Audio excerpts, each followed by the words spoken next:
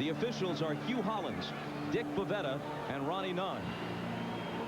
Bob, early in this game, Jerry Sloan wants to disrupt the timing and the rhythm of the Chicago Bulls offense. He thought they did whatever they wanted to do in game 2 in that first quarter, and it set the tone for the whole game. Longley and Ostertag, each at 7-2, jump it up, and Jordan grabs it for Chicago.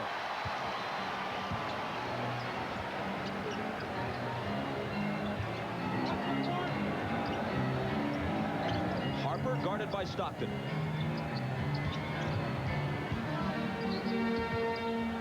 Kukoc with 6 on the 24. His jumper. Rebound taken by Russell.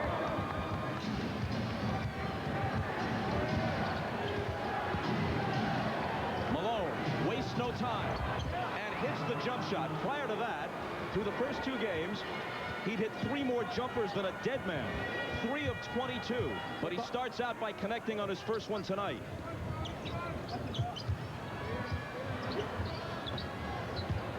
Jordan's first shot spills off, and Malone takes the rebound.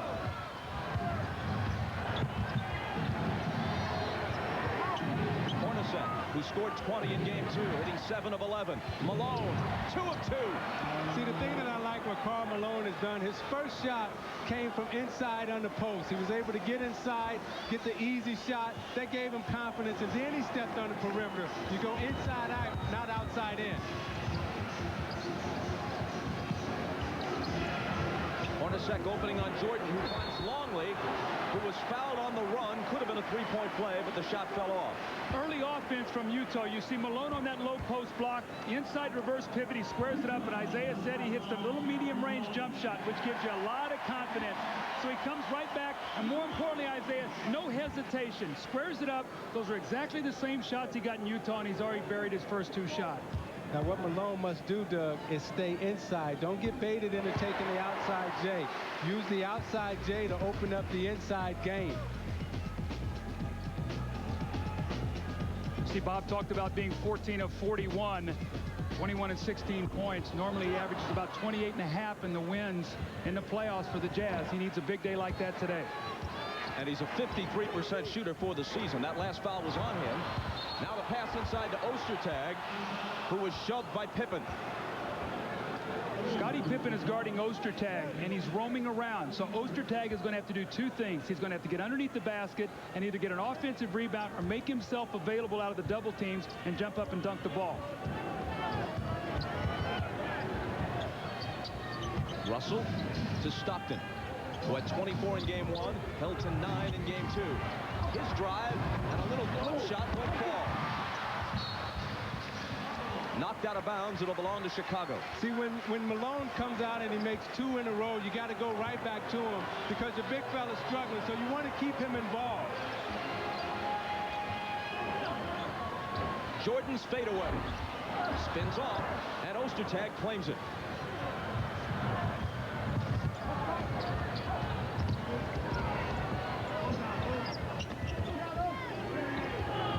Ostertag, low post against Pippen, muscles in on him, misses, can't hit the tip, and Longley clears it. Pippen, pull up 3. Back tap by Kukoc, and there's another offensive rebound as we go back to part of the storyline of the first 2 games in Salt Lake City. The Bulls all over the offensive glass. Malone bumped Jordan, no foul. He back rims the jumper, and here comes Utah. 3 on 2. Stockton to Malone, threw it behind him. Now John recovers. A rare errant pass from Stockton. Well, Stockton was upset because his big man had a dunk, and he would have been 3 for 3. He took away an easy basket. He's 3 for 3 anyway as he slices through the defense. Meanwhile, Jordan is 0 for 3. See, Malone's mindset right now is attack. You see, everything is going to the basket, not fading away, shooting jump shots.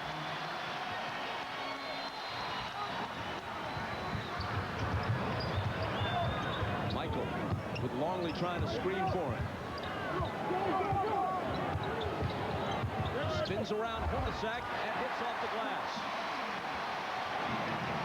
He had to work awfully hard for that basket, though, Bob, and we're just barely starting this game. If they can make him work that hard, fatigue could be a factor. Hornacek comes off the screen and misses. Rebound. rebound, Harper.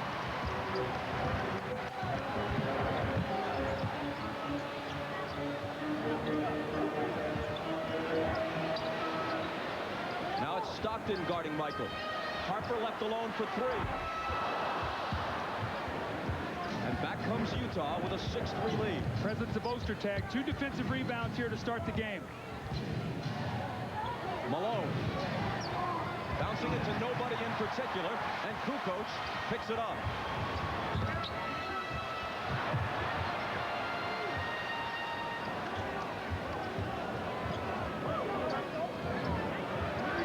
Good pass inside the Longley. Give the assist to Harper. Just a second field goal in 9 attempts in the early going for Chicago. Ostertag lost track of Longley, turned his head. Longley slipped right behind him for the back cut, and Harper found him for the layup.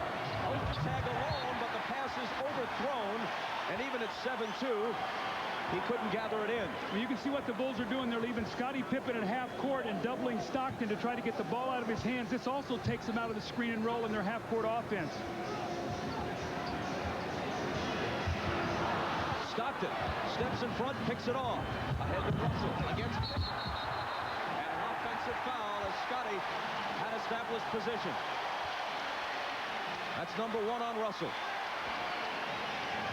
So you watch Scottie Pippen in transition will get his body square and get his chest facing the defender. Russell crashes right in. One of the things to watch for in this game, Scottie Pippen guarding Ostertag puts him underneath the board. Now he can rebound and advance the ball quickly, and they should get easy fast break opportunities.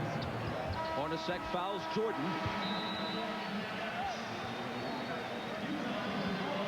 He doesn't think so, and letting Hugh Hollins have a piece of his mind as he heads back to the bench. Jerry Sloan getting his 2 cents in as well. Clock stops with 6:54 to play in the first. Utah by 1. The NBA Finals off to a great start. The Jazz have gone to him early and in rhythm. He got it early in that little post position, the inside reverse pivot, and he knocks the shot down.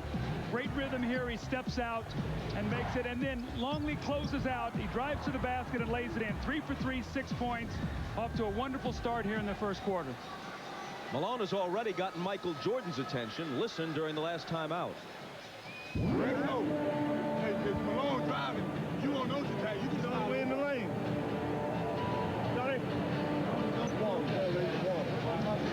Jordan is telling Kukoc to slide in front of Karl Malone when he's driving down the lane. But Tony Kukoc is saying, hey, Malone's a big guy. I don't know if I want to sacrifice my body and get in front of him.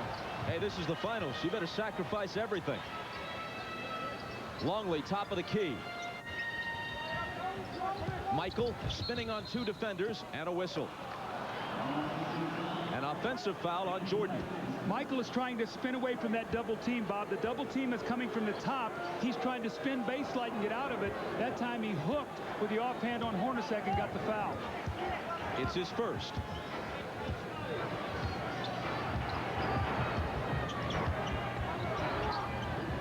Malone again.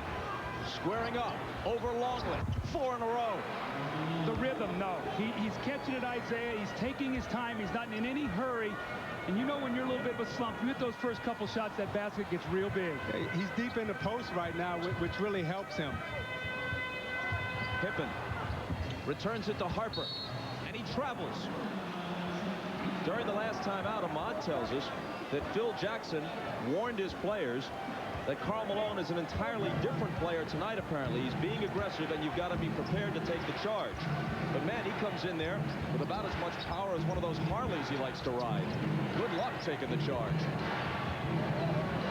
Malone, this time he drives. Same result, though. Whether it's to the hoop or from the perimeter, he's 5 of 5. What a difference 48 hours has made.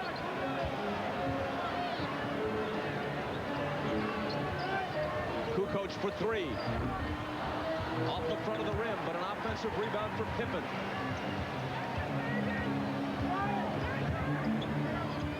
Longley traveled with it. He had an open shot, thought better of it, and then walked. Malone started the game out here. Same inside reverse pivot. Longley's got to give him some distance because of his quickness. knocks the shot in. Now, when you knock it down, what do? You better close out and you better play him. So a little pump fake. He attacks that weak side foot of Luke Longley. Easy layup, no weak side help. You're going to see Dennis Rodman in the game right now. He's going to try to cool him off. But Isaiah, as you know, once a guy gets started, it's so hard to come in and play defense on him. And Doug, the great players, you know they're not going to struggle 3 games in a row. They may have a bad 1, a bad 2, but very rarely do they have a bad 3. Longley stays in. It's Rodman for Kukoc. It's Russell from the outside. It's too long. Jordan got a hand on it, and Longley eventually claims it.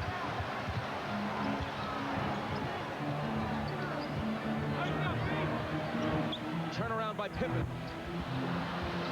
Longley takes it. Harper's open. And now Hornacek.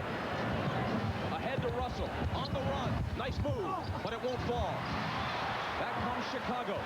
3-on-2. Jordan against Hornacek. Gives it up to Pippen. And that cuts it to 10-7. Actually, it's Karl Malone 10 and Chicago 7. And although his team leads by 3, Jerry Sloan has to continue to be displeased with Chicago's dominance of the offensive glass. Stockton becomes the first player other than Malone to score for Utah. Little adjustment there on that screen roll. They went to a double high and allowed Stockton to come off where they couldn't get the weak side rotation. Michael into a crowd. Can't finish it, but he was fouled. It's Ostertag, and it's his first. NBA.com is at the NBA Finals, providing complete coverage of the Jazz and Bulls. Log on now to join a live cybercast with NBA and WNBA stars, or enter the NBA.com arena for same-night video, audio, and photos, live post-game press conferences, and more. You can also send an email to your favorite player, or guide the controllable NBA.com to capture the camera angles you want to see live from the arena. Or perhaps all that is too much work for you and you'd just like to sit in the recliner and watch the game. Either way, the option is yours. Now, Utah's gotten off to a great defensive start. The Bulls are only 3 of 13. That's what Jerry Sloan was looking for, but a little bit better defensive rebounding. Rodman on Malone. Here's Hornacek's J. It's too long, and the rebound is taken by Rodman. Longley inside. Blew it. Back comes Utah. A gift, too, and he gave it up.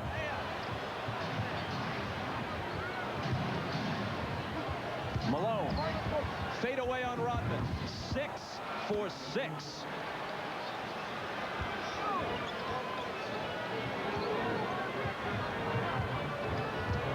Talk about having an answer for the doubters. What a first quarter for Malone.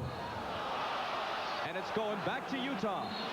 Now you watch Malone in the post against Rodman. You see how he gets him deep, and he gets Rodman on his back. That's the key to post-up play. You got to get the defender on your back. Now you can turn around and take the easy fadeaway J.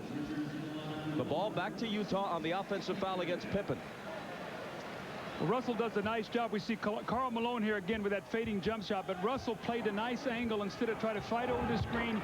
He went to a spot and he ran, and Scotty ran right over the top of him. Malone hands it to Isley. The reverse won't drop. Jazz leading it by 5. Longley against Ostertag with the hook.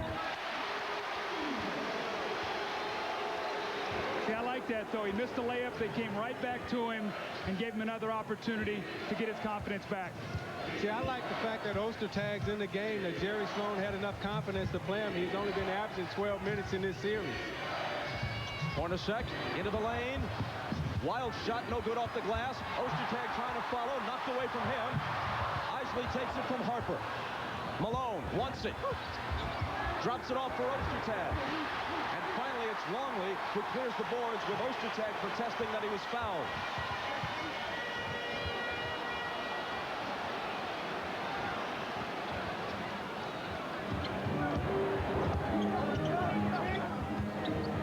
Longley, another hook shot. And he was fouled on this one. Ostertag picks up his second, and we step away. That he is me. Got to see it how I dream to be. Boom, boom, boom, boom, boom. I dream my move. I dream I move like Mike. If I could be like Mike. Like Mike. If I could be like. What's up, Mike? I could be like Mike. I'm not going to sing. Nissan has a $100 challenge. Jerry Sloan made the decision to start Greg Ostertag. The centers thus far have been taken out of this series in game 1 and 2. They tried to go to a smaller lineup and keep up with Chicago's speed. But Greg Ostertag was very important to them in the conference finals, and he's coming up big here tonight with 5 early rebounds. You don't need him for scoring. You need Ostertag for rebounding and shot blocking. Now Foster must come in and supply the same. And we go to Jim Gray. All right, Bob, Greg Ostertag is having a problem with his right eye. At the end of the pregame warm-up, he was poked by one of his teammates. His contact came out. It scratched his pupil a little bit, and it's dilated, and according to the doctor, he's just having a little trouble with his vision. He will be able to return to the game. Right now, they've taken it out to watch the pupil for just a little bit. Bob? Thanks, Jim. 1 of 2 for Longley, cutting Utah's lead to 2. Look at this. The rest of the team has hit 1 of 12. Malone, a perfect 6 for 6. They're trying to get it to Carl. Now it's Hornacek. Jordan on him. Longley comes over with help. Isley with 4 seconds to shoot. Isley has it blocked by Harper, who continues his outstanding defensive play. Longley on the run, trying to get it to Michael, and they cough it up with Hornacek, the beneficiary. Russell pops free and misses a wide-open three-pointer. Looks like Luke Longley's making a conscious effort to try to beat the Utah centers up and down the floor. Michael in traffic. Deals to Kukoc and now Longley. The bounce to Kukoc on the return, and he lays it in to tie the game. That's his first basket. Kukoc had 13 points in game 2, all of them in the first half. Not such a quick start for him tonight.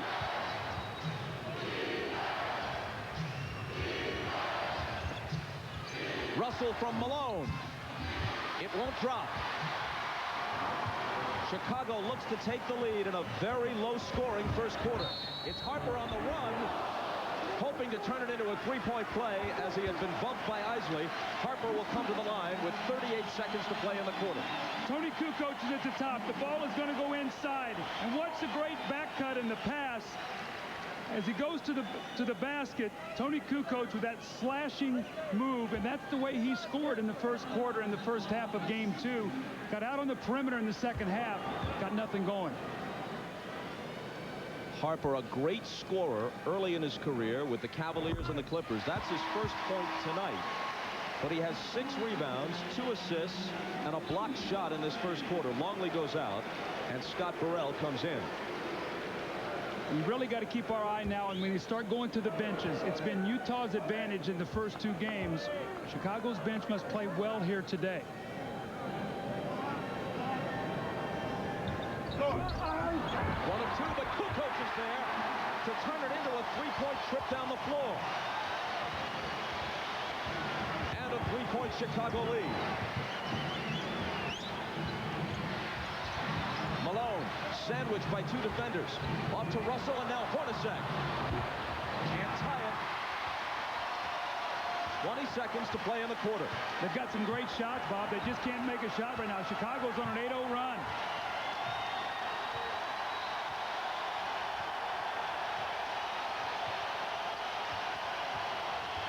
Kukoc misses. Rebound to Foster with 3 seconds. They've got to push it up. Isley to Malone on the run. And that's the only shot he missed in the entire quarter. Now, the great players don't struggle for long. You knew Karl Malone was going to have a monster game. That's what Michael Jordan was worried about at the beginning. Ahmad told us that. How much of a monster is this? 12 of his team's 14 points in the period. You're watching the NBA on NBC. Well, Karl Malone's woes in the first 2 games have been well documented. But the shots that he missed are good shots. The fading jump shot in the post, and you're going to see the little medium range jump shots that just wouldn't go for him. The foul line jumper. Once again, the little 16 or 17-foot jump shot, the shot that is going for him today. And then now what you've seen him squaring up and taking the ball to the basket. So Karl Malone is mixing up his game inside, outside, giving him a great start. Now he needs some help from his teammates. And by the way, that last shot at the end of the quarter came just a fraction of a second after the horn, so it doesn't count officially. He remains 6 of 6 and has scored more field goals in one quarter in this game than he did all night in game 2 when he hit just 5 times from the field. Shandon Anderson in, Steve Kerr in for Chicago. Isley bumps off Kerr, throws up a floater short, and Pippen clears it. Now Utah has missed their last 9 shots. At some point in time, they're going to have to get a bucket, and they're going to have to go to Malone to get that bucket.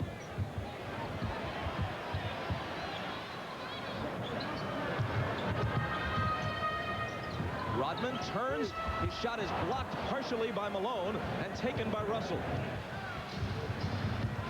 Jordan begins the second quarter on the bench for Chicago.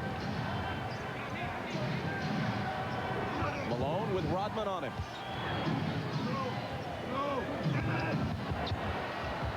On the run, it's Isley missing. And another rebound for Rodman, who was poked in the face. And the foul is on Isley, his second. One of the things we saw in the first 2 games was when Shandon Anderson came into the game, they immediately went to him on the block for 2 or 3 quick post-ups. We have not seen that yet. They're trying to get Karl Malone off, but Rodman is doing a good job of staying attached to him and forcing him a step further out on the floor. Stockton back in for Isley, Chris Morris, and Antoine Carr also make their first appearances. Stockton on Kerr. Around a Rodman screen with the bounce to Pippen. Scotty into the lane. He banks it home. That was a nice hesitation move by Scottie Pippen. He froze the defender, went down the lane, shot the runner off the glass.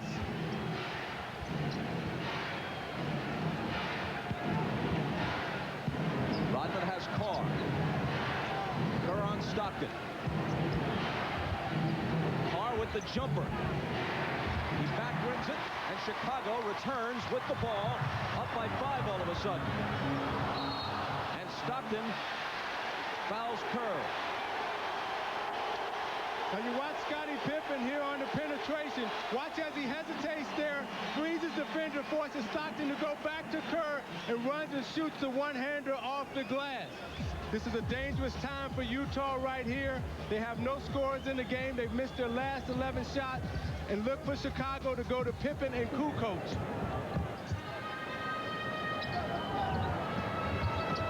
Here's Scotty. Morris is on him. Into the lane, another runner. He hits it, plus he's coming to the line. See, Bob, in game 1, Scottie Pippen lived out on the perimeter. He shot a lot of jump shots. Game 2, he started slashing and cutting. You're seeing the same thing. You saw the right-hand hook off the glass the previous possession. This, the little runner in the lane, and the possible and one for the three-point play.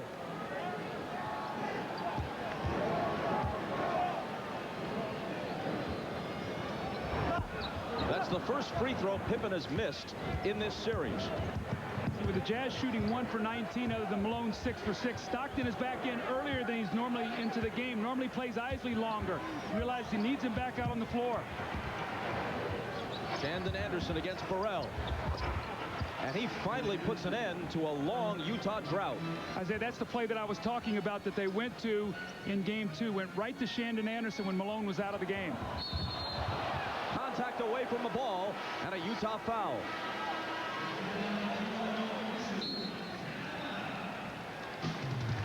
After going 1 of 19, other than Karl Malone's perfect shooting, they go inside to Shandon Anderson. He squares it up and shoots a tough little jump hook over Scott Burrell. Foul is on Foster. Bulls ball when we come back. Now is the perfect time to enjoy a fresh, cold, Beechwood-aged Budweiser. By Jeep, makers of the Jeep Grand Cherokee, Cherokee, and Wrangler. And by Pizza Hut, home of the new Sicilian pizza. Can you handle it? Our overhead shots are from the Goodyear Blimp Stars and Stripes, based in Pompano Beach, Florida. This year, Goodyear is celebrating its 100th anniversary and the 73rd consecutive year for its blimp fleet, which is kind of an oxymoron because no blimp is fleet.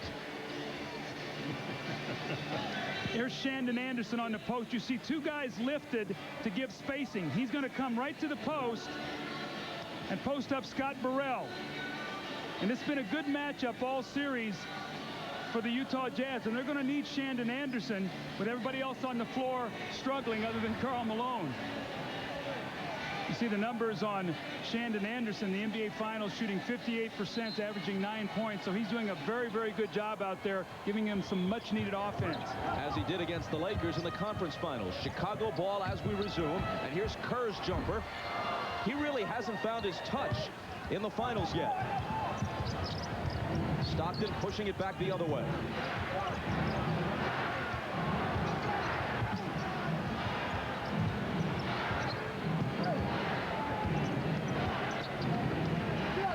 Shot clock down to 6. Anderson's pass intercepted by Kukoc, who flips it to Pippen. Scotty on the move, dishes to a wide open Burrell. And Foster claims it for Utah.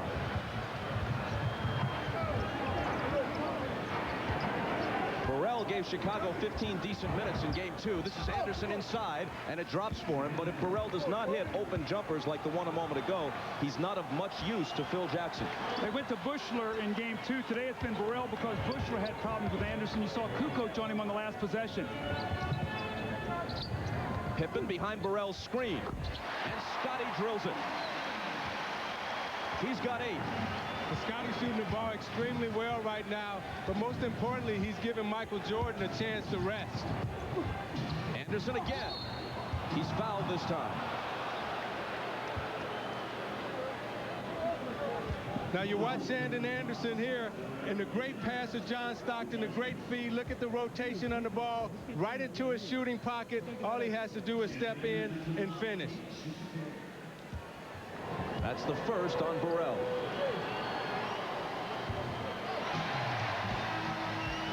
Wednesday at 9 Eastern, 6 Pacific on NBC. It's game 4 from right here at the United Center. The Jazz and the Bulls. Game 5 will be Friday. And a week from tonight, game 6 back in Salt Lake City, unless someone wins 3 straight here. Under the 2-3-2 format, this is the 14th year of it. No home team has ever won the 3rd, 4th, and 5th games in succession. But 2 road teams have. Kukoc. And a whistle as 3 defenders surround him. Isaiah, your Pistons in '90 did it at Portland. And Michael Jordan's Bulls in their first championship a year later did it to Magic Johnson's Lakers at the Forum. Bob, I think game 3 in the 2-3-2 series is the most pivotal game. It used to be game 5, but game 3 gives you the psychological advantage if you're able to win that game at home or on the road. Bob, they're going to rule this was a non-shooting foul that Greg Foster grabbed Kukoc before he could get the shot up. Now, Foster's being very aggressive. Now they're going to make it a 2-shot foul. I guess they've changed it, saying was it a flagrant? Well, the Jazz are now over the limit. Okay. That's their 15th foul already. Less than 4 minutes into the period. Meanwhile, Chicago has only 1 team foul. The referees were talking and said it wasn't a 2-shot foul. They did not realize that it was in the penalty also. So now Chicago will shoot the rest of the way. Malone back in, Jordan back in. Foster out with 2 fouls. Rodman out, Longley back in. For those of you scoring at home.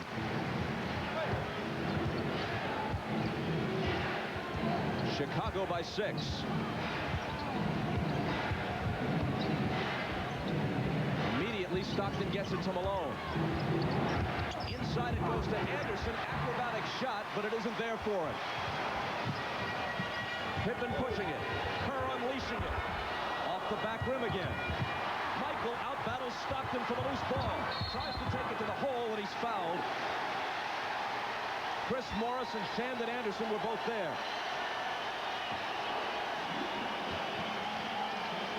Now, you got Shandon Anderson who's getting off, and who does Chicago go to him, okay, Michael Jordan, I'm going to fight you in the post. I'm not going to let you get it. Shannon concedes, okay, I'll back out and I'll let Malone have it. The bull stopper is Michael Jordan chasing him on defense. And then on the other end, out battles Stockton for the loose ball. And there he is on the free throw line. You look at his game time rest, but the actual time that he had was close to 9 minutes of rest for Michael Jordan. 6 points for Michael. And an 8-point Chicago lead. It's the biggest lead for either team. Malone fakes and drives and draws the foul. Well, he had the open jumper, but decided to take it into the lane instead.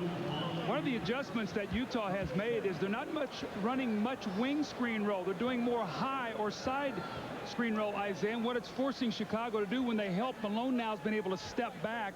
He's catching the ball. Now he's driving the ball to the basket. So the adjustment they have made is to run a little bit more high screen roll or screen roll in the center of the floor. The foul on Longley was his first.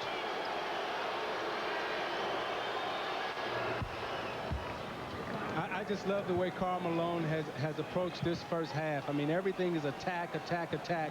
And a lot of times you talk about aggression and competing.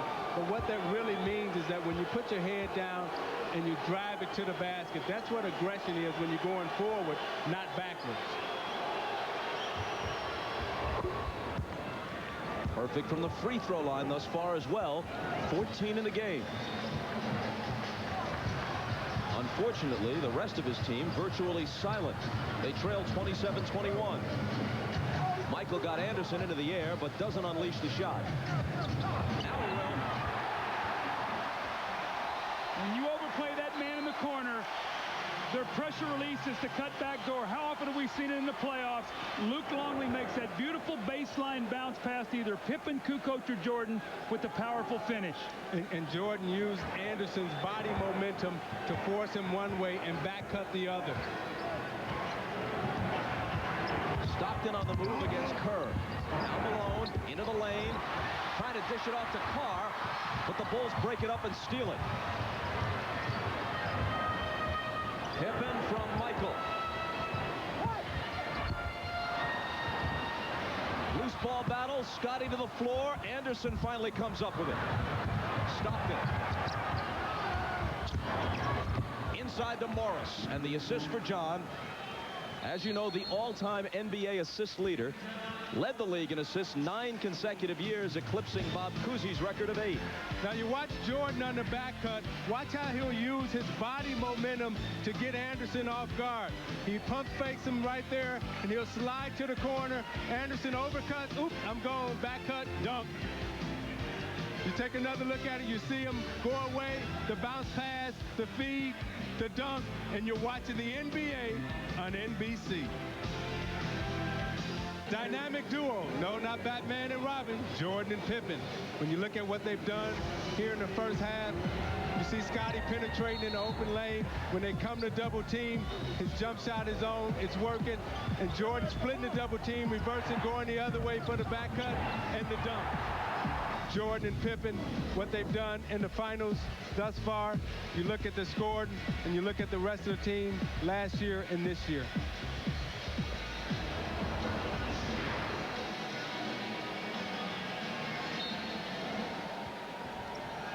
Well, certainly their balance in this game is a whole lot better than Utah's, where Malone has been pretty much perfect and the rest of the team's been out to lunch. Kerr for 3.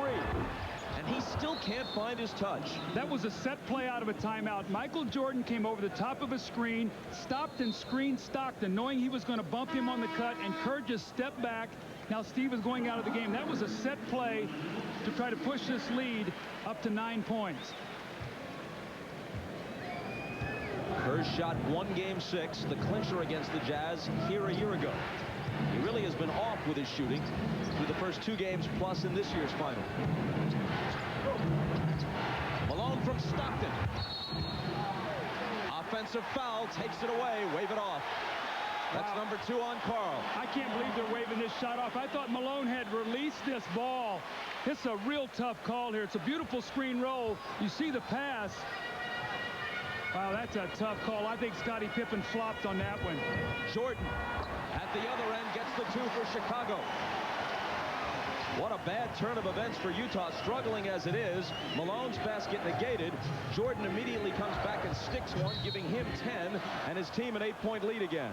Now a Chicago foul. It's on Longley, his second. Luke played only 17 minutes in game 2 because of foul trouble throughout and eventually did foul out.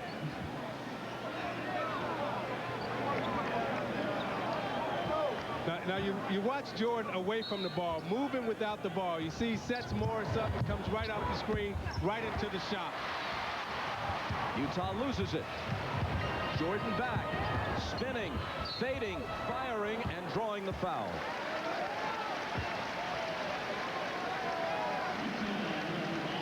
Shandon Anderson's first.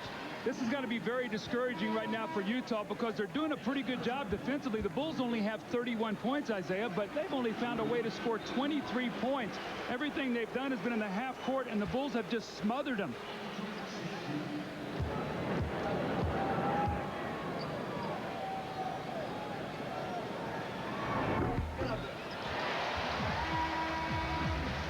You look at Jordan in game 1 and game 2. Although he's getting up a lot of shots and he's getting a lot of attempts, the most important thing for Michael Jordan to watch is the free throw line. In game 1, he was 6 of 8. Game 2, 9 of 10. Let's see how many free throws he's able to get in this game.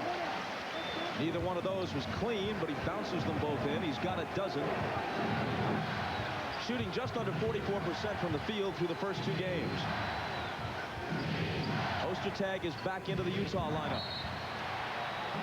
The ball is kicked, and that gives Utah a fresh 24. Scottie Pippen is so quick. He's in the middle of the floor. He's trying to get Stockton, push him to the outside, and he's quick enough to get back to his own man. Stockton couldn't prevent it from going into the backcourt. And that was because Scottie Pippen faked like he was going for the passing lane. Stockton reversed it, and they made the pass, and he went backcourt.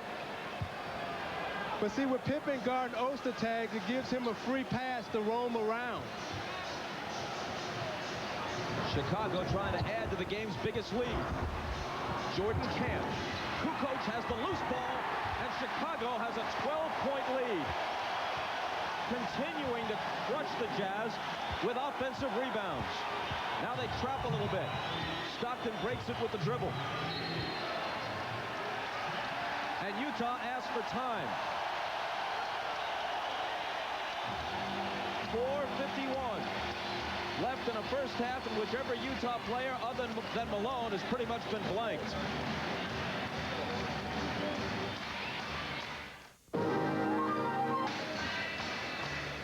That's Bobby Sloan, wife of the former Bulls coach and of course present Jazz coach Jerry Sloan. She has a compelling personal story. Hannah Storm interviews her and her husband at halftime on the Prudential Halftime Report. What a warm and engaging woman Bobby Sloan is. You'll hear from her at halftime. Here's Scottie Pippen. Now watch what he's going to do. He's going to chase him off the center of the floor. He's guarding Ostertag. Kukoc helps him. Then he gets back. It totally disrupts the Utah offense. Now they've got no place to go. The clock is working against them, and it eventually turns into a turnover. And Karl Malone started out 5 of 5 against Longley, but he's only took 1 shot against Dennis Rodman. And the United Center, as loud as it's been all night, now they settle in a bit, but they were really whooping it up as the Jazz tried to inbound. Stockton on the move, back outside to Malone. Now it's Russell. Just before the shot clock, he hits a 2-pointer. His foot was just on the arc. That's his first basket. And only the second field goal by a Jazz starter other than Karl Malone. Stockton had the other one. Offensive foul on the Bulls, giving it back to the Jazz with 4:17 to play in the half, and Utah down 10. Rodman is hit with his first. Now Rodman to come over to set the screen, but watch as that elbow extends out. Hugh Hollins catches him. You can't put your elbow out like that. That's an offensive foul. Stockton driving on Harper. His pass picked off by Kukoc. Russell is back.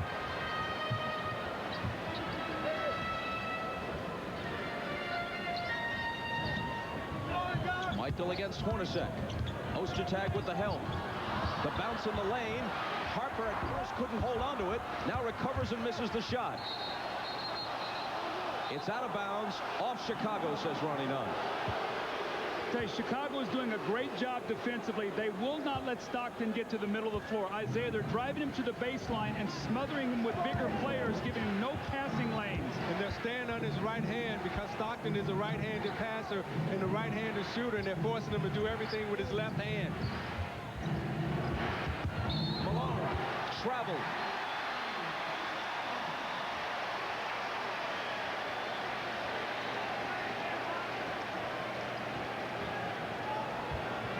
Through the years, Chicago fans have had their complaints with Hugh Hollins, including in this year's playoffs in the Indiana series. Rightly or wrongly, fans see things with their hearts sometimes rather than their eyes. Harper inside, dealing it back outside to Kukoc for three, which hits the front of the rim. Stockton now pegging it ahead to Russell. The trailer is Hornacek, and he's got it. But to finish up the thought, Hollins called that travel on Malone, and earlier called a very iffy offensive foul on Karl, which took a basket away.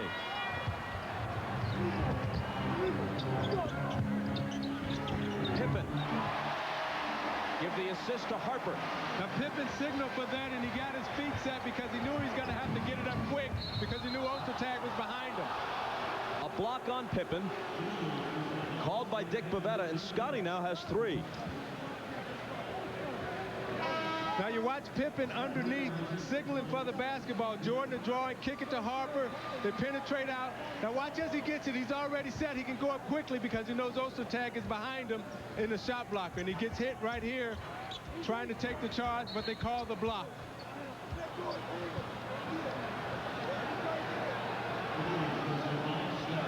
And another Chicago foul immediately, this one on Burrell, and finally that pushes them over the limit with 2:39 to play in the quarter. Now Pippen has been so key to the Bulls defense. We have 2:39 to go. The Bulls are up 10. Can they find a way maybe to attack this Chicago defense now with Scotty sitting down and try to close this lead maybe to 5 or 6 as they go into halftime? Look at the difference in the free throws. That was only the 5th taken by Utah. Chicago to this point has taken 3 times as many. Michael Jordan has only taken 7 shots tonight, so that might be part of the plan, get everybody going so he has great energy to finish this game, and it's working right now. The Bulls are up 8.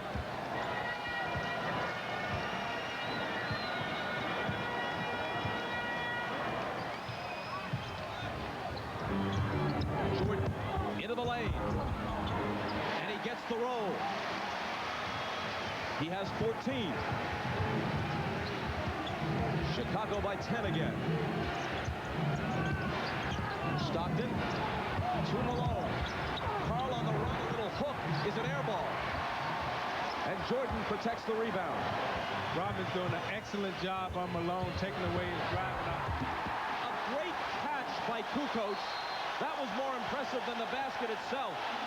He was able to maintain his balance and continue his move to the hoop after a very difficult catch. And now the difference is a dozen.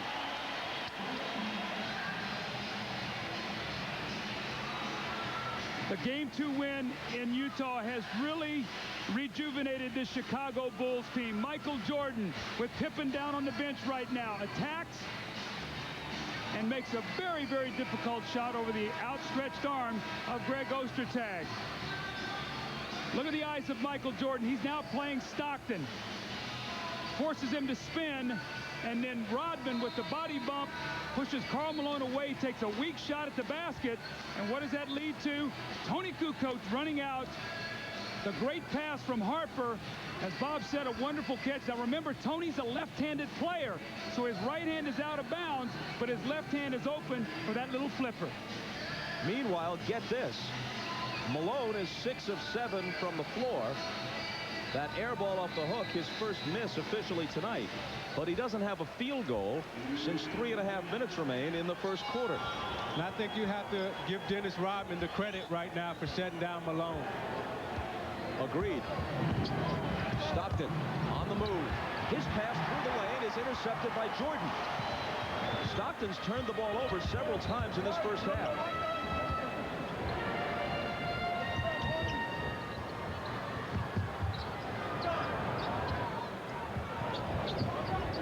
Kukoc looking for Michael and finding him. Spins on Hornacek to the left hand. An absolute beauty. Now Jordan went from side to side 2 times trying to get that basketball in the post. He wanted that shot. He worked for it, and he finally got the position that he wanted.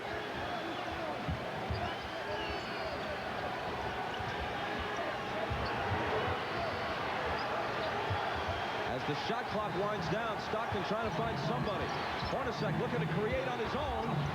Nice move, but he doesn't hit the shot.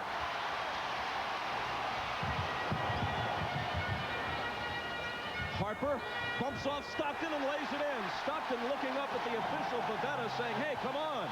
Where's the charge? Well, he was but he was inside the dotted area.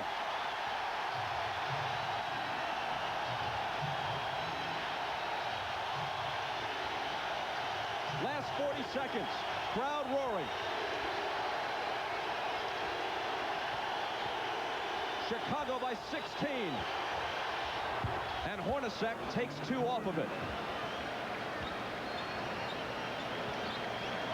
And look at Michael Jordan.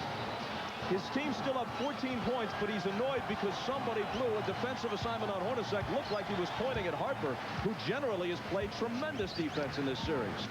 Going to isolate Kukoc to go against Foster. Now Kukoc likes to drive left. Rodman gives it right back to him. 3 on the shot clock. Fadeaway. That's the way it's going for Chicago. A steal by Burrell.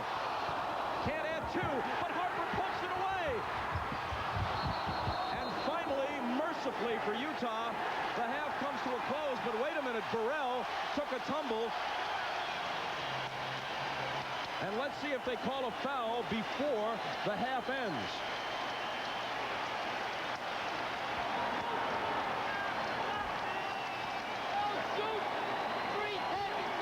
Can things go much worse for the Utah Jazz? Unraveling as the second quarter clock winds down. I think they're going to call a foul right here on John Stockton. You see Burrell makes the inbound steal. Harper knocks it out of his hands, takes a peek at the shot clock, and you see Stockton trying to block out Burrell underneath. And Dick Bavetta called the foul on John Stockton underneath. But see, that's a careless play. You throw away the inbounds pass, you get John Stockton a foul.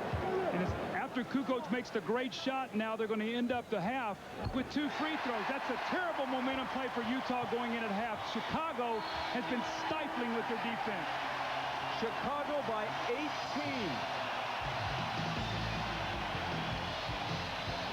Utah turned it over 12 times in the half. Malone and Stockton 4 times each.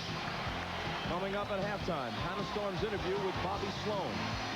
That's on the Prudential Halftime Report after these messages. You're watching the NBA on NBC.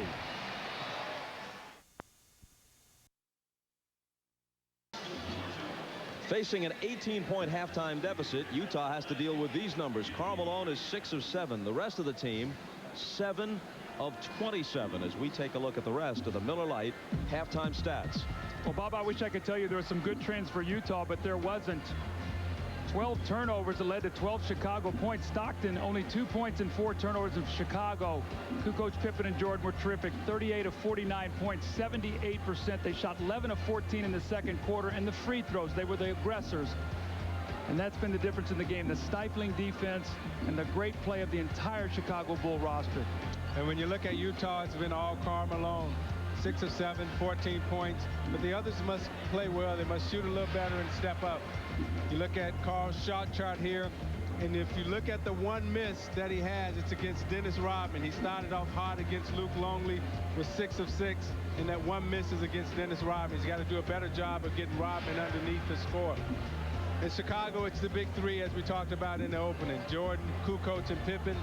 You look at the others with 11 points, but Utah must find a way to stop the big 3. You see Jordan going inside. Interesting enough, has only taken 1 outside field goal attempt. Has been attacking the basket and has conserved his energy. If somebody told you Karl Malone would hit his first 6 shots and Utah would be down 18 at the half, you wouldn't believe it. Ahmad Rashad back at the United Center where the Bulls lead the Jazz by 18. Now at halftime, Phil Jackson told his team that they had great rhythm. Keep the rhythm going. Now defensively, he said that they're rotating extremely well. Karl Malone's doing the things that they want him to do, but he's just making a lot of shots. But the one thing they don't have to worry about, Karl can't beat him by himself. Let's go down to Jim Gray. All right, thank you very much, Ahmad. Well, Jerry Sloan wasn't very happy at the half. He told his team, you must develop some type of offensive rhythm. He says, we're totally out of sync. You must execute better. You got to shoot the ball better. Too many turnovers. Gave up too many second chances. He said, basically, guys, we need to improve in every phase of the game and just try and chip away at this. Bob? Thanks, Jim. To make matters worse for Utah, consider this.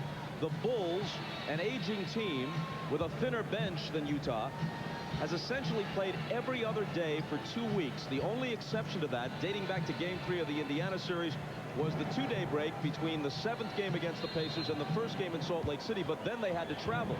Finally, following Game 3 and before Game 4, they'll get 2 full days of rest at home. If they win this one and win it big, they could be hellacious coming back out for Game 4 up 2-1. Stockton's shot spins out to start the 3rd quarter.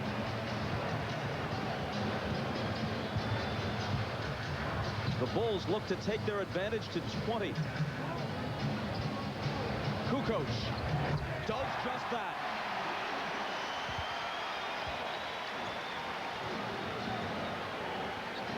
After a slow start, Tony has 14.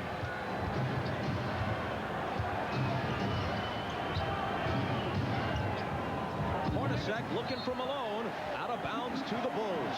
Chicago's taking them out of everything they want to do. They only ran 7 pick and rolls in the first half for 8 points. That was their bread and butter in Game 1. They can't get the ball in the post now.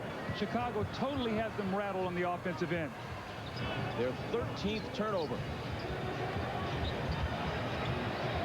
Kukoc against Malone, and an offensive foul as Tony tried to push off. Now that was an offensive foul. The baseline official, Hugh Hollins, didn't see it, but the back official caught it because Tony pushed off with his right hand. You see, as he gets close enough, he gives Malone the shove. Now the baseline official can't see that, but Bavetta caught it from behind. Malone's jumper. He starts the second half with a miss. Kukoc. Malone giving him some room. Jordan with Hornacek on him. Michaels baseline J. Line drive shot is short. Stockton back. Poked away by Pippen and taken by Kukoc. To Harper the trailer. Left hand no. Rebound Ostertag.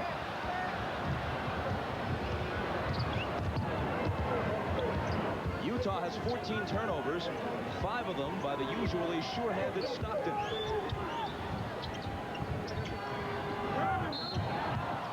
Kukoc reached over Ostertag and fouled him. Anytime you see Chicago run John Stockton, is to prevent them from running that screen roll. You saw Pippen run over, forced him to give the ball up, Longley rotated over to get to Ostertag, so they are totally taking them out of any set offense they want to run. And Chicago's doing an excellent job in keeping that ball in Stockton's left hand.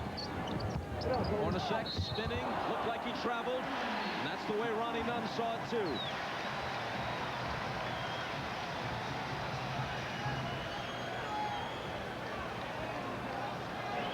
More than 2 minutes played in the 3rd quarter. Utah still hasn't scored. I just read Jerry Sloan's lips. He said, we've got to pass the ball. We're trying to do too much off the dribble, and the Bulls are reacting with their great quickness.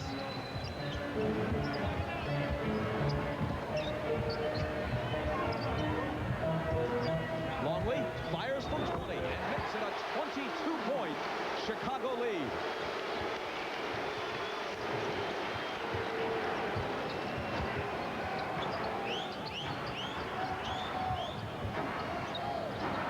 Pippen on Stockton. Into Ostertag. Mismatch with Harper, but he loses it. Their 15th turnover. Back comes Harper. Spinning around Stockton. Bulls going for the kill. Longley. Batted away by Ostertag. No goaltend, despite Michaels' pleas. Here's Russell. Malone. And finally, Utah is in the scorebook almost 3 minutes into the 3rd quarter. But even that play was an adventure. It took him a great extra pass to Malone. Scottie Pippen got back and looked like he tried to take the charge on Russell. Didn't get that call. Michael around Hornacek. Russell skies for the rebound.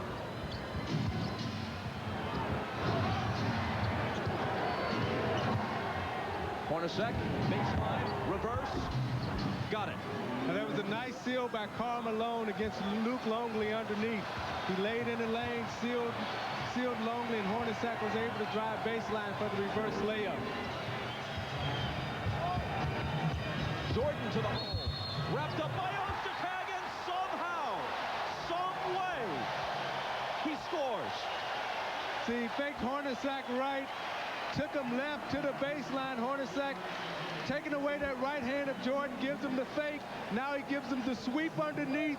Ostertag doesn't give him a good, hard enough foul. So you got to grab that right hand. Don't let him get the shot off. Here's a man 7'2" and 280 trying to wrap you up, and somehow you have the strength and the body control to get off a reasonable shot. Not a lucky shot, a shot that had a chance to go and did. 3-point play for Michael. 21-point Chicago lead. Ostertag from Russell. Longley stuffs him. Now he tries a jumper, and that's way short. Flat-footed rebound to Luke. Ahead to Pippen. Harper alone. Chicago by 23. It's just target practice right now for the Chicago Bulls.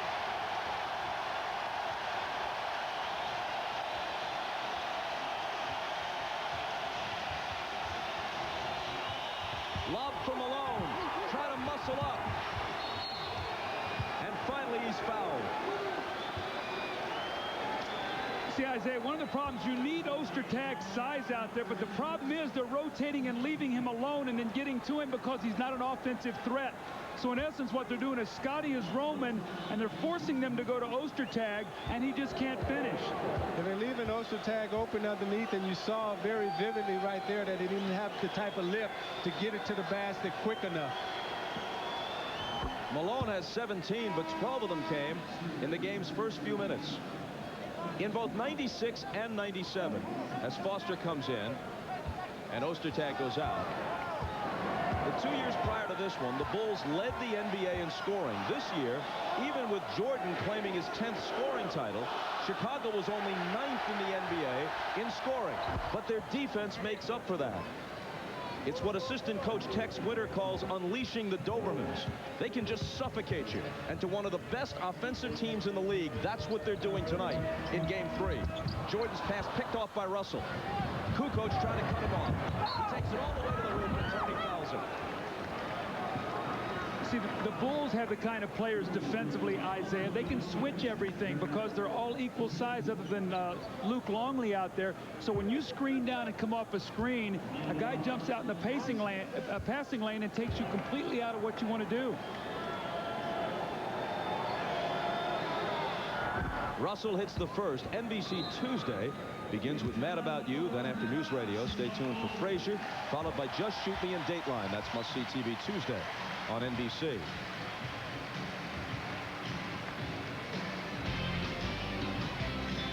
Two close games in Utah. A runaway in Chicago. Even more basketball. Now, Chicago's done an excellent job in forcing turnovers. You see they're keeping the ball in Stockton's left hand, pushing him left, forcing him to make tough passes. And their size and their speed, they're so active inside. You see Ostertag has a mismatch here in Harper, but Kukoc Longley is able to get back and tap it out of his hands.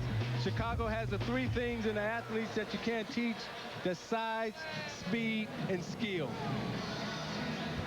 And in recognition of this look inside the game, Miller Brewing Company will donate $1,000 to the Thurgood Marshall Scholarship Fund. It's the Bulls delivering a supreme court performance tonight, up by 20.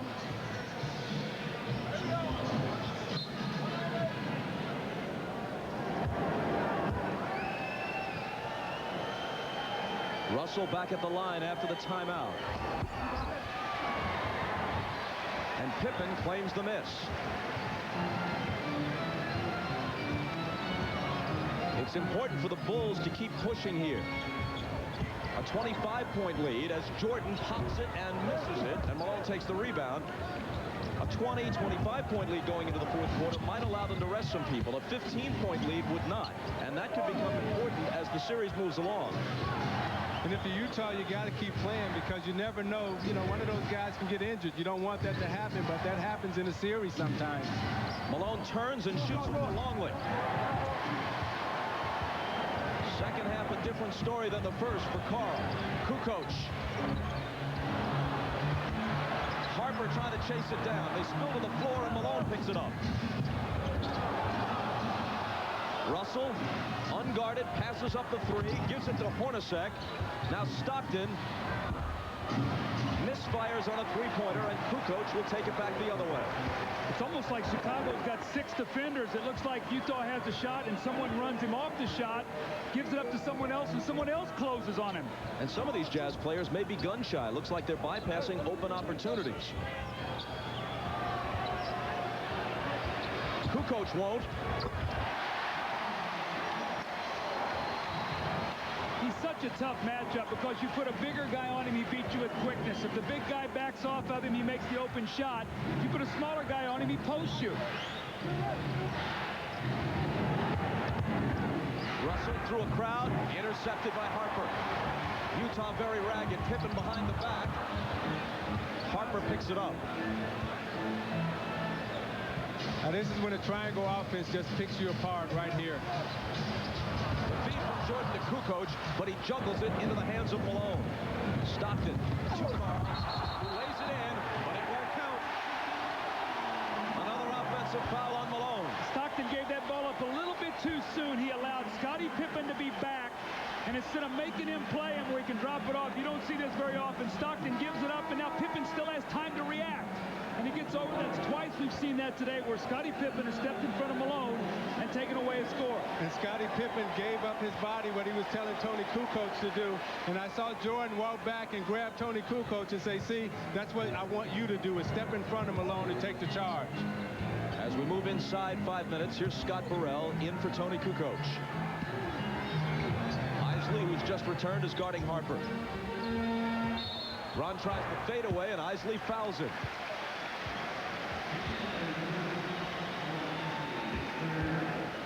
Isaiah, watch this. Russell looks like he has a shot. He passed to Hornacek. Look at Pippen. Completely closes. Here comes Kukoc. He takes him up. Here comes Jordan over, gives up the shot.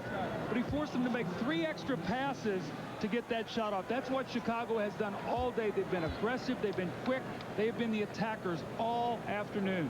See, their guards just have too much size and too much speed. You're looking at Ron Harper here on the free throw line, fouled by Howard Isley. Utah's problem is that their guards can't grow. You can't like grow 6 inches in a game. They're giving up 6 inches, and every time, every player that they're guarding.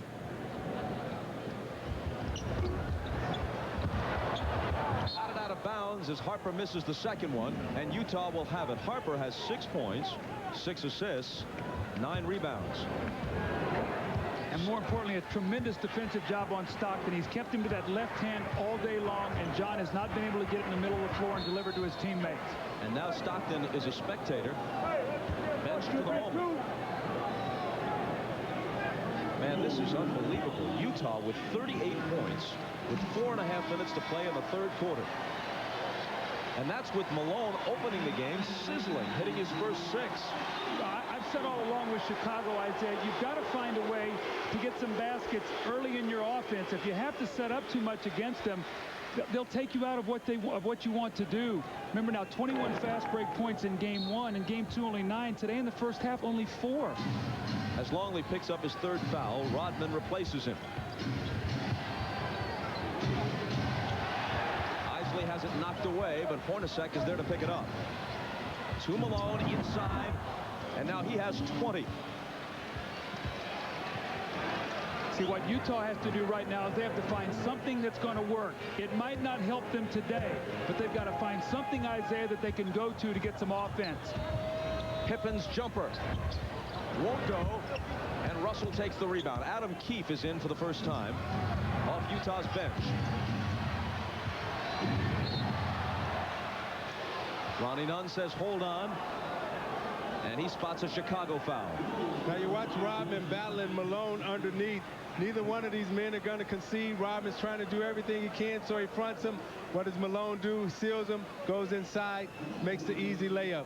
Now this time, he's taking Dennis deep, and Dennis can't compete with Malone's strength underneath. You see he's in the paint, so he tries to knock him off, and he can't get him off.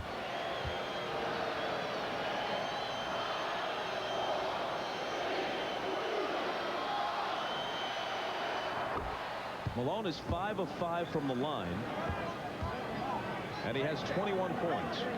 So your thought process right now for Karl Malone and the Utah Jazz must be, okay, we got our big fella going now. We got Karl Malone playing. He's in a nice rhythm. We got 3 chances to win here. We may not win here tonight, but we got 2 more chances coming up. So you got to keep playing and make the Bulls compete and expend energy. You may have heard the fans in the background counting down from 10, contending that Malone takes more than the allotted 10 seconds to release his free throws. Offensive foul on Ron Harper. He started to come over the top of a screen, and he grabbed Isley, just threw him away, so he will pick up the foul. So here comes Utah down by 19. They trail by 18 at the half. Keefe from Malone. And back outside to Russell. Malone working on Rodman. Through the lane against him, and he traveled. That's the 3rd basket that Malone has had taken away. 2 on charges, 1 on the traveling violation. Now, Isaiah, the difference is Longley has to give him space because of his quickness. Rodman is right up against him. And they got him with a little extra half step there in the traveling violation. Pippen trying to make his way through some defenders and fouled by Keefe, his first. Utah's 3rd team foul. The Bulls are already over the limit. 3:20 to play in the quarter. Jordan into the lane, knocking it away is Russell, but he got a piece of Michael.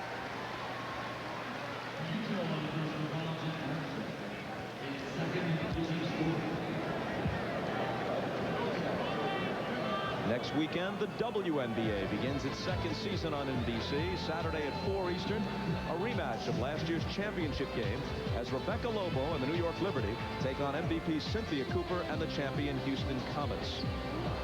Then next Sunday at 4 Eastern, Lisa Leslie and the LA Sparks face Michelle Timms and Cheryl Miller's Phoenix Mercury.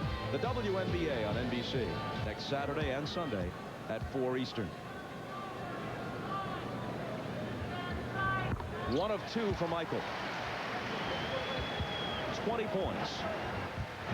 For the 32nd time in 32 career finals games, Jordan has scored at least 20. His career finals average is right around 34. And he's averaging 35 through the first 2 games of this series. Russell with the head fake and the miss. It's batted to Jordan. And Utah just can't cut in to this 20-point deficit.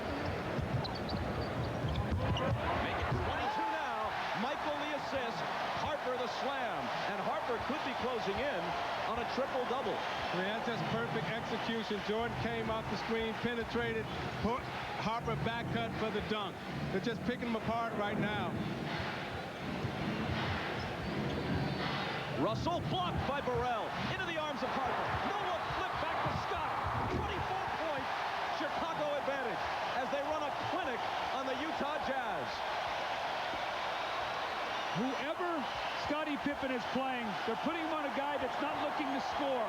And he is just a roamer. Now he's playing Adam Keefe, and he's trying to disrupt everything you do. If you watch him, he's not even playing Keefe. Malone against Rodman. Harper there with help. Another offensive foul as Malone throws the elbow. And Rodman nods in both agreement and delight. See, Rodman has totally frustrated Karl Malone. Now you look at Jordan here, he's penetrating the lane, and you look at Harper sneaks behind Isley. There's no help for the dunk. And when you watch Chicago on the fast break, You'll watch the block by Burrell. I'm gone. Harper over the head. No look pass. Two-handed slam dunk. And then back again on defense. Dennis Rodman is in Karl Malone's head right now. Boom. I'm going to give you the elbow. Dennis say, I'll take it, but I'll take the whistle. But that is there for the offensive foul. And you're watching the NBA on NBC. Another view from the Goodyear Blimp Stars and Stripes. This year, Goodyear is doubling its blimp fleet, adding 2 blimps in Europe and 1 in South America. Isaiah, you talked about in the opening that Utah's going to have to do something with Chicago's big 3 scores. They got to try to slow one of them down. Well, that has not worked today. Scottie Pippen has been great on both ends of the floor. Michael Jordan with a tremendous shot in the 3-point play opportunity. And Tony Kukoc. These 3 guys have combined for 46 of the 66 points. Michael with 20, Kukoc with 16, and Pippen with 10. During that timeout, they were talking not so much about winning the game, but about sealing this early. Listen.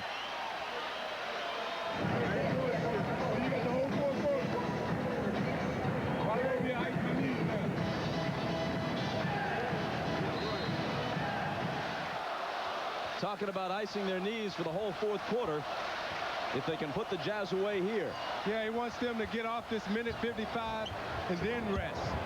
Jordan takes it upon himself and builds the lead to 26. And the look on his face after he turned around and shot that J was another one saying, I'm feeling it, I'm in the zone. Well, he sure doesn't look tired to me.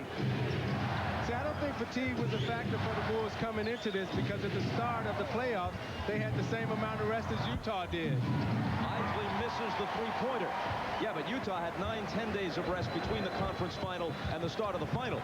Yeah, whereas the Bulls had to play a very tough series against Indiana, stretched to the limit, and had only 2 days before the final started. Yeah, but in the playoffs, you want to rest early so you can have your rhythm late coming into the championship round. Rodman gets it from Burrell and can't finish it. Second try, there it is.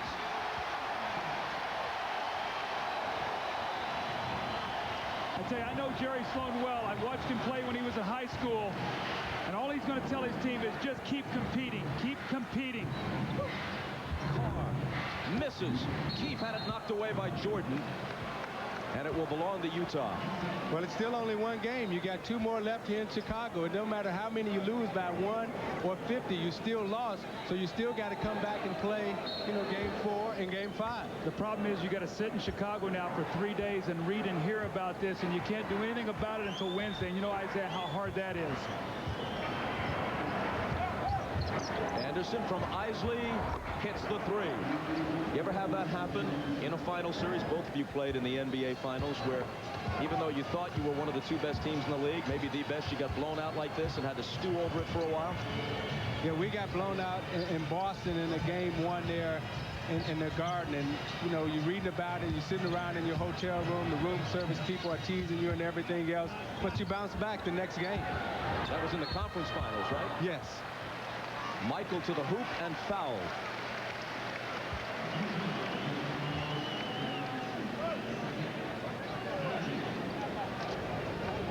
Tonight on NBC, after basketball, the star-studded American Film Institute salute to director Robert Wise immediately after the game, except on the West Coast.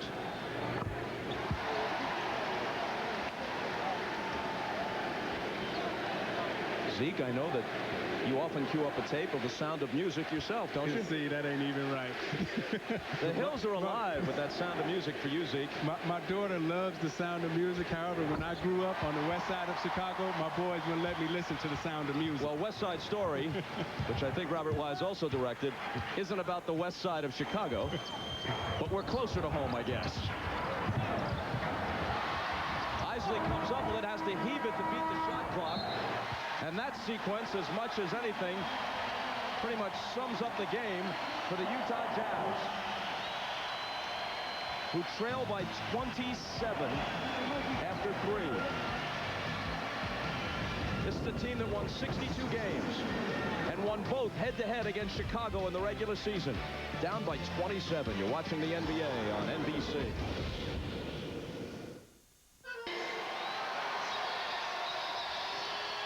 Chicago clicking in all phases of its game, but you've got to start with defense.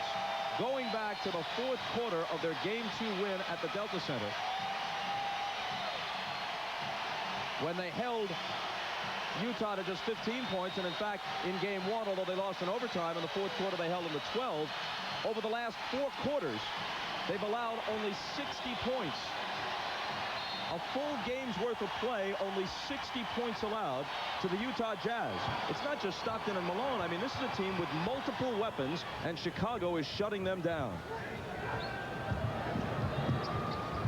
Jordan begins the fourth quarter on the bench. Kerr is in. Pippen bounced it off his foot, and Keefe picks it up. Isley to Shandon Anderson. Batted out of bounds. Utah ball.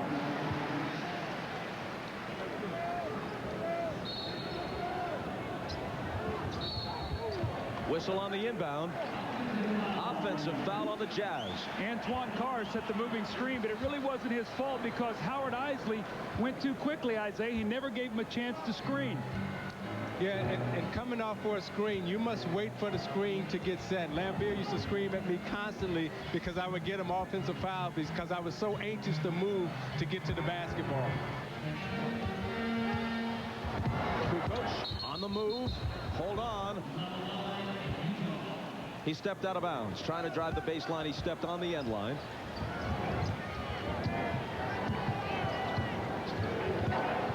If you're just tuning in, that's no typo. Chicago 72, Utah 45. Burrell held Anderson. See, Utah is a lot like Indiana, Bob, in that they do so much of their offense off the dribble. And Chicago really could lock into a team like that. Remember with Mark Jackson, you've seen it with the Stockton and Isley. Chicago does a lot of stuff with the passing on the move, and it's much tougher to defend those kind of teams. Utah came into this series brimming with confidence. Not bravado, but confidence.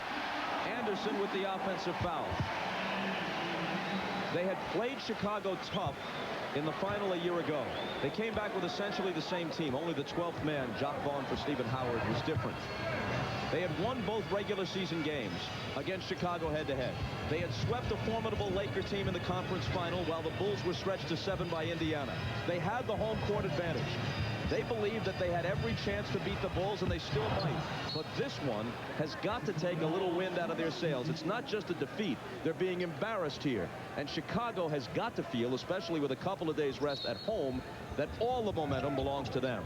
Well, Bob, when you lose a heartbreaking game like they lost in Game 2, and you talk to your team to get them ready, that's one thing. When you get embarrassed, you don't have to say much. These guys all have great pride. Isley steals it from Rodman. Adam Keefe now with the slam. See what happens in a series as it progresses. These two teams know each other so well. You know all their sets, you know all their plays, you know all their tendencies. So the game really breaks down to individual skills and individual talent. And Chicago have more playmakers that can make plays than Utah does at this point in time. Here's Burrell. He gets the roll. Scott Burrell with half a dozen. As Doug noted earlier, Isaiah, if you're going to lose, especially like this, and especially when you're on the road and just sitting around a hotel room, that's when you'd like to play almost right away, not wait till Wednesday night. It doesn't matter. You know, at some point in time, you're going to lose games. You just got to have enough composure, discipline, and concentration to stay true to your character. Pippen, Burrell, how about that? Rodman threw the long touchdown pass. Pippen caught it backpedaling, and Burrell finished it with a nifty left-hand lay-in. See, that's what I mean. They have playmakers. That you can't teach that as a coach. That's all just individual talent, people making plays. Morris, way off with a three. Didn't draw iron. Ball was kicked, and Utah will have it. That last play is indicative of exactly what Chicago's been all day long. They've played a perfect basketball game, really, on both ends of the floor. Watch Burrell fake the pass to Scotty. Both defenders go to him, and he gets the roll with a nice little finger roll. And then a great fast break from Scottie Pippen. Rodman with a long home run pass. Scotty off balance, tips it back with two hands, and watch the finish by Burrell off the glass with the left hand. That isn't just good, it's gorgeous. Talking about the play, not Dennis. Che on NBC is brought to you by Gas, by Cadillac and your Cadillac dealer, and by Mountain Dew, who reminds you to do the do.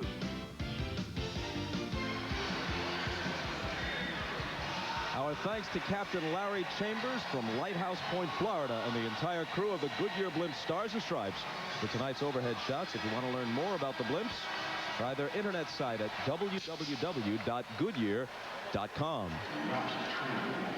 Dennis Rodman, the big man, as we used to call him in Detroit defensively. He's doing a great job on Karl Malone. Karl Malone got off, started hot, but Rodman has come in to shut him down. And look at the long over-the-head touch pass from Rodman to Pippen to Burrell. Beautiful. Dennis Rodman has been one of the keys to Chicago's defense all season long, and in this series he's done an excellent job in shutting down Malone. Malone and Stockton both on the bench right now with this game out of hand. Morris spinning and hitting off the glass.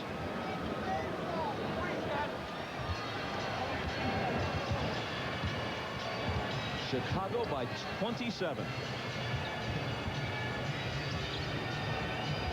Burrell cutting through and Longley finding him. They're just picking them apart right now. Utah didn't even talk on that interchange. Kerr came off. Both players came with him, and Burrell slipped it once again. The thing that I admire about these two teams, Chicago and Utah, is that they're true to their offense. They're true to their character. There's no such thing as garbage time for them. But there's such a thing as a terrible game, and Utah's having it. Here's Bushler in for the first time. Pippen, Longley, stampeding through, and Carr knocks it away. You know, a lot of teams, Doug, at this point in time in the game, you see players try to do things that they're not capable of doing. Maybe that was one of them. He missed it badly, Morris did. Kerr, wide open look at a three, and finally he gets off. Now that was in character.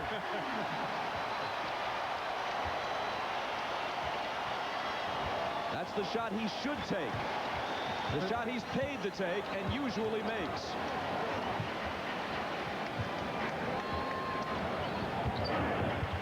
Morris shoved back in his face by Bushler. Here comes Kerr. To Pippen, who was fouled by Shandon Anderson. If my math is correct, this is now a 32-point lead. He talked about icing his knees for the entire fourth quarter. That's what he can do if he's content with just 24 points. And 24 points and only 14 shots today. That tells you how efficient his offense was.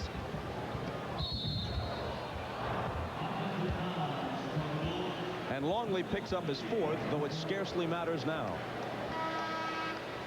You know, this may be a good time to give Scottie Pippen some rest and get Randy Brown into the game.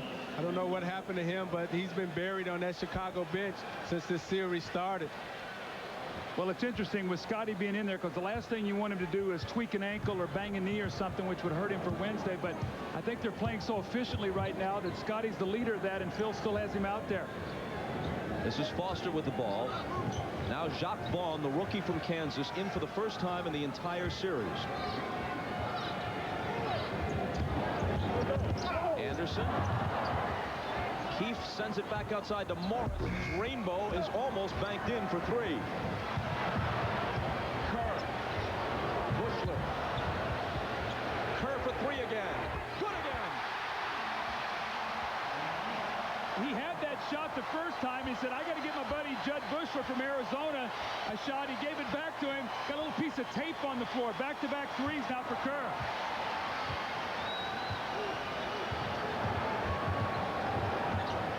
Foster left alone. Can't hit it. But the tip is there for Adam Keefe. And Bob, remember, this team scored over 100 points twice in the regular season versus Chicago. Shot over 50% in both games.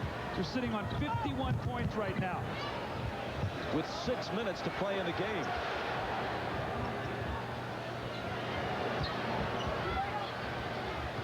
Longley against Foster, left hand. Hits the front of the rim, and Vaughn comes back the other way.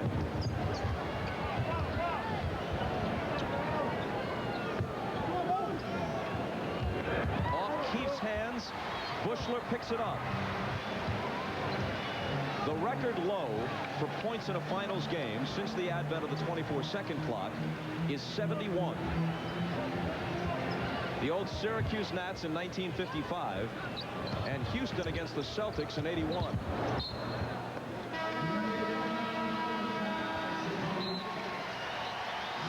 Heading into commercial, there's still plenty for Chicago fans to cheer about. One of their favorites, Steve Kerr, having his moments. Well, you do what you do best. You shoot the three. Steve Kerr spaces the floor. Scottie Pippen finds him. And now Buechler couldn't get his shot off. Steve, you're open. You're hot. Let it go. Back-to-back threes for Steve Kerr. Back-to-back threes and a lead of 33. Following the game on most of these NBC stations, it's your local news. And for those of you who want more basketball, switch over to the cable side for the CNBC postgame report. The entire pregame cast will be here, plus Isaiah, Doug, and myself to review this game and look ahead to Wednesday's Game 4. And now let's go to Jim Gray. All right, Bob, thank you. Let me take you guys about a month ago, back on May the 9th. Game 3 was played in San Antonio in the second round. The San Antonio Spurs beat the Utah Jazz by 22 points. In that game, the Jazz only scored 64 points. That was a playoff low. Well, they came back the very next day and won Game 4 in San Antonio, so there is some precedent for them being blown out in the playoffs and coming back. Bob? Thanks, Jim. Wennington in the lineup. Misses the jumper. Vaughn brings it back. And Doug, if you were in Jerry Sloan's shoes, how would you approach this the next couple of days before Game 4? Well, Bob, you're probably going to laugh at this, but I would probably say, you know what, guys, I don't want to see you tomorrow. I want you to get along with your thoughts and think about what you have to do. The coaches and I are going to watch tape. We're going to come back. We're going to have a great practice on Saturday. We're going to regroup them, on Tuesday, and we're going to play. And maybe sometimes the less you say, the better, because this team won 62 games. They didn't do that by accident. They have great pride. The crowd erupts, and so does Michael, as Judd Buechler cans a three. The lead is 36. Morris back rims his jumper. So, Bob, what I'm saying is I rely on this team's pride. I rely on Stockton, Hornacek, Malone to say, you know what, guys, we got to come back in and get Game 4. We cannot be facing an elimination game here in Game 5. Morris was fouled as he moved through the lane. Stockton's evening is finished. At age 36, he missed the first 18 games this year. Speaking of Stockton, with a knee injury, he had a 10-year stretch in the prime of his career where he missed only 4 games. Led the league in assists 9 of those 10 years. Consistently scored 15, 16 a game. One of the greatest players in NBA history, as is Malone. But neither has experienced an NBA championship. Well, I guarantee you that guy Stockton and Malone, as soon as this game is over, they probably want to get back in the gym and start practicing. Because when you're in the finals and you're playing in championship level play like they are, you don't want any days off. You can rest in the summer. I don't think it's about rest, Isaiah. I think it's about mentally getting yourself to do what you have to do, because practice tomorrow is not going to do that. Buechler almost had his second in a row, but it's spun out. There's going to have to be things they're going to have to do X and O-wise, though, because Chicago has completely taken them out of their screen roll. They've kept them pushed to the sideline. They've got Stockton down on the baseline. They've rotated, and they've allowed Pippen to totally disrupt everything by playing a guy who doesn't score. But I tell you the message that sends to Chicago. I remember we were playing Atlanta Hawks in the playoffs, and they took a day off. That immediately told us that, hey, these guys aren't serious. They don't want to be here. They're out golfing or playing or doing whatever they want to do. We came back, and that gave us enough incentive to destroy them. Jordan, Harper, Pippen, Kukoc, all enjoying it from a ringside seat. Of course, if this were a boxing match, they would have stopped it already on cuts.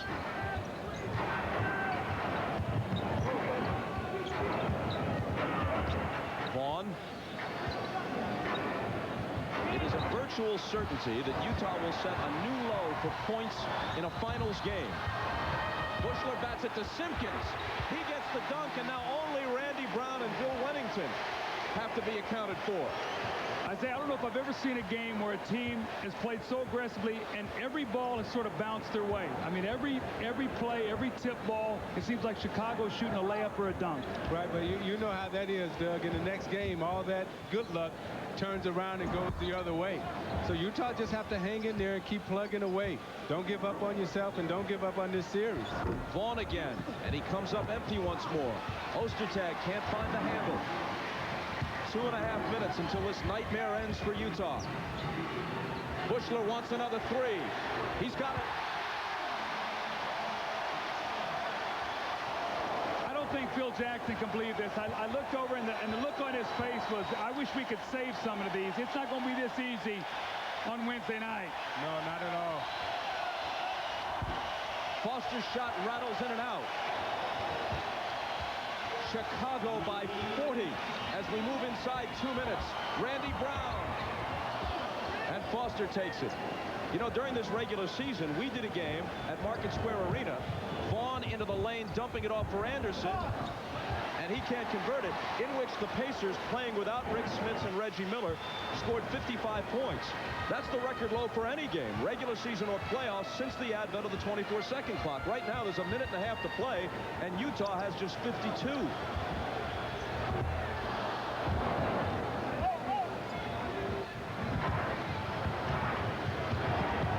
Vaughn to the basket, no again.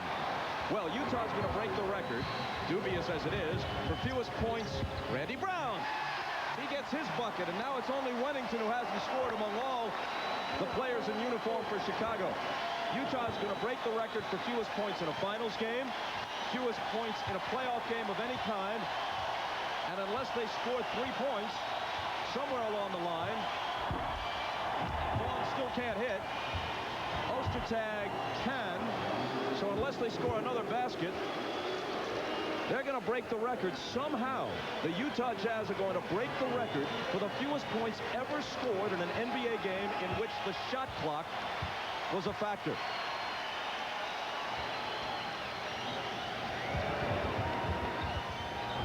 Someone got a piece of Brown's shot. Simpkins was fouled.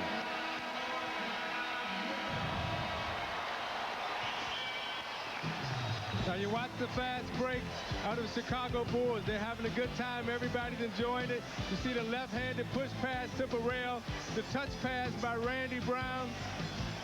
Deflected in the air. Judd Buechler, the former volleyball player, to Dickie Simpkins. And Michael says, oh my, Dickie.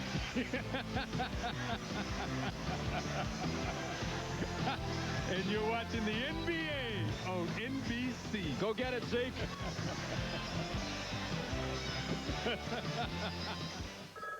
With 36 seconds to play, you can see that Utah is doomed to score the fewest points ever in a playoff game, not just the finals, any playoff game.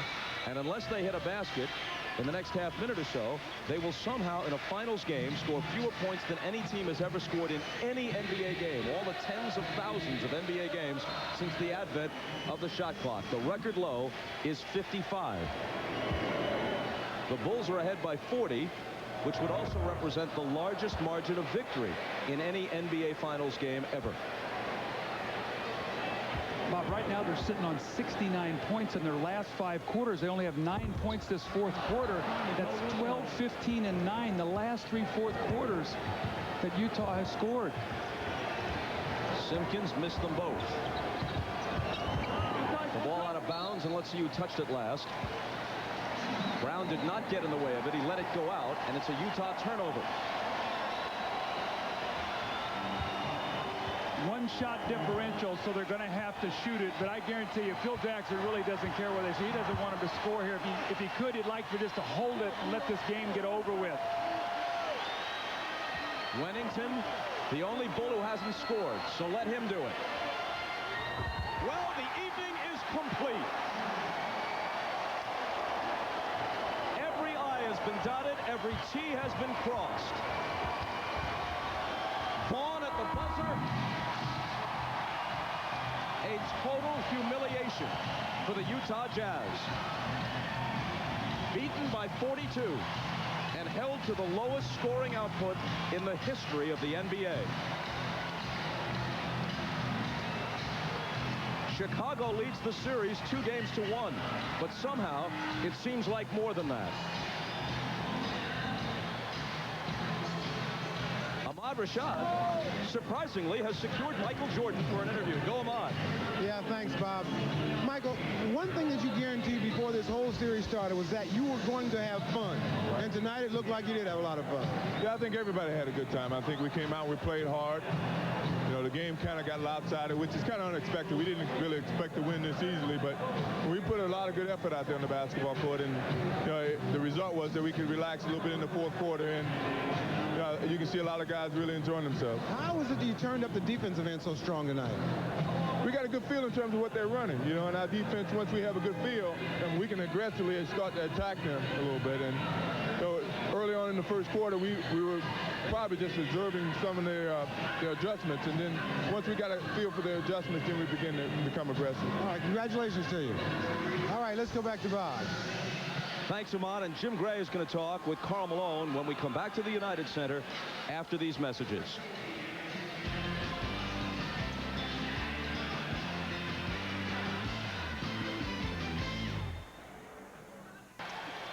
Win or lose, Karl Malone always is available. And moments ago, he spoke with our Jim Gray. All right, thank you very much, Bob. Karl, this is the lowest output in the history of an NBA game. What happened to the Jazz tonight? We just didn't come ready to play. You give them a lot of credit. You know, we just got old-fashioned butt kicking. So if this don't wake us up, nothing will. You were waking up like this one time before in San Antonio. You lost by 22 in Game 3, came back and won. How mentally difficult will it be for you guys to be here in Chicago for 3 days and not be able to play the game? It shouldn't be. We should have our ass ready to play. Thank you, Karl. All right, Bob, back to you. Karl Malone mincing no words. Luckily, it's late. Most of the kids are in bed. We'll put this one to bed when we come back to the United Center after this. Just take a look at that. It tells an absolutely stunning story as the Bulls take a 2-1 lead in the series. So that brings us to the schedule for games 4 and 5, both in Chicago, each on the air Wednesday and Friday at 9 o'clock Eastern Time. If Utah can win one or both of those games, then the series will come back to the Delta Center for games 6 and 7. Now, coming up next, except for those of you on the West Coast, it's the star-studded American Film Institute salute to director Robert Wise. And for those of you who'd like to continue with the NBA Finals, interviews and post-game activities are available on CNBC immediately following these messages. For Isaiah Thomas, Doug Collins, Jim Gray, and Ahmad Rashad, I'm Bob Costas. This has been the NBA on NBC.